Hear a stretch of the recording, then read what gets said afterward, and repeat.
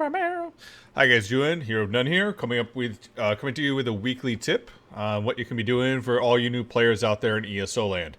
Now, you probably started ESO, a few weeks ago, or maybe even a few months ago, and you may have been overlooking some stuff here that can really net you some money and also save you some time, and it's really simple to do. Now, first off, have you ever looked at crafting? It's a simple job to do. It's not hard. I know it seems daunting from all the other MMOs you've played, but in ESO, it's seriously very, very simple. Now, first, take a look at your characters here. You have probably your main character here, and you have 8 slots. 8 that you can be using outside of that main character there. I would recommend at least one of these characters being your main crafter here. The one that's going to have all your motifs. The one that's going to have all the stuff that you're going to be working on. The other ones you can use for other crafting else here. So like for mine, this is my main character here. This is my tailor. This is my woodworker, blacksmith, my cook, my enchanter, and my alchemist. Each one of these has various things on top of them. Now, my main character, since I started the game off, I got a lot of motifs on this guy, and I do have a lot of skill points that I can put into this here. I'm gonna log into this real quick, and the reason we split it out is so we can save some skill points on your main crafter as you want it, but the other ones you still want to keep some stuff on there so they can do other things called writs. And you do writs, you can get master writs, and it's a great way to earn a lot of money. Now, starting off, you're not going to get those master writs, but getting yourself leveled up is not hard at all. And you can actually also be making some money on the side because the writs that you do get have chances to give you tempering alloys, drag racks, other gold upgrade materials that you can sell off that you're not going to be using until you hit end level. You can also stockpile those while you wait. Now, inside of a main city here, okay? There is a whole writ quest to do these here, but you just go to these daily consumable writs. You grab some of these, you run them, and you go with it. Now, for leveling it, not that hard. It's pretty simple.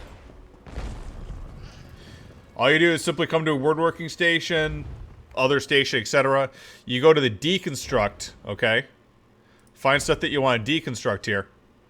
Highlight it, and then deconstruct it. I will recommend for all you new players, anything that is purple and blue, deconstruct it if you're not going to use it, alright? Anything white and green, sell it. Why? Well, you're not going to get as much experience from some of that white and green stuff, and the purple and blue stuff is really going to see the jumps in your skill level. The only exception to that is a infused. If it not infused, intricate. If it has the intricate trait on it, that actually is better to decon because when you break it down, it gives you more experience for doing it. And what you can actually do with those is you can actually improve them and go forward. Now, woodworking, tailoring, blacksmithing are all pretty easy. The hardest one to upgrade currently is enchanting. Because enchanting, you break down white glyphs, you break down green glyphs, it doesn't give you a whole lot of experience. The better thing to do with enchanting instead is just make a simple rune, get it up as high as you can, and create, let's say, 10 of them, and then go, after you make these, go off and put it onto a different character and have them break it down, and then have them swap back and forth.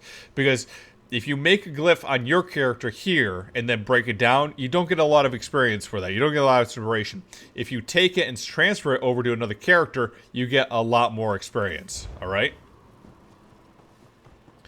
Now, with any of this stuff here, there's skill points involved.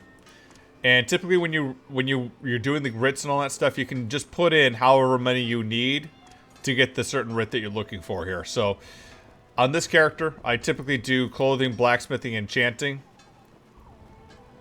and woodworking, all on this character to be the top level here. And you notice that we get 10 of these. Still working on provisioning, sorry about that. 10 of those. 10 of those. That's going to give us the top level. We don't have to put any points into anything else. And what I was going over here to show you is you have a chance to get these sealed woodworking writs, these, you know, sealed blacksmithing writs. These give you vouchers that you can use to make various housing items here, and they go for a lot of money if you're selling them off. Usually about 1,000 to 2,000 gold per voucher. So this one, for example, 5 writ vouchers can go anywhere between 5,000 up to 10,000 gold for just that. And it's a rare chance that you get it, but it is still worth it to get. You also get repair kits, not as good. You also get motif fragments, not as good. But on top of all this other stuff here,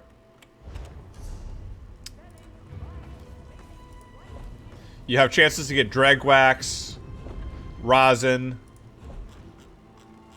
temporary alloys, which you can also sell for a lot on side of guild stores and all that.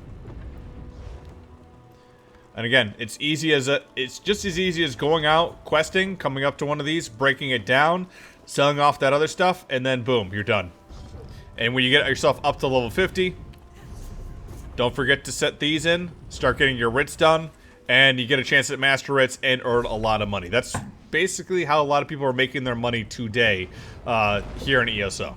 Hope that was helpful to you. In the meantime,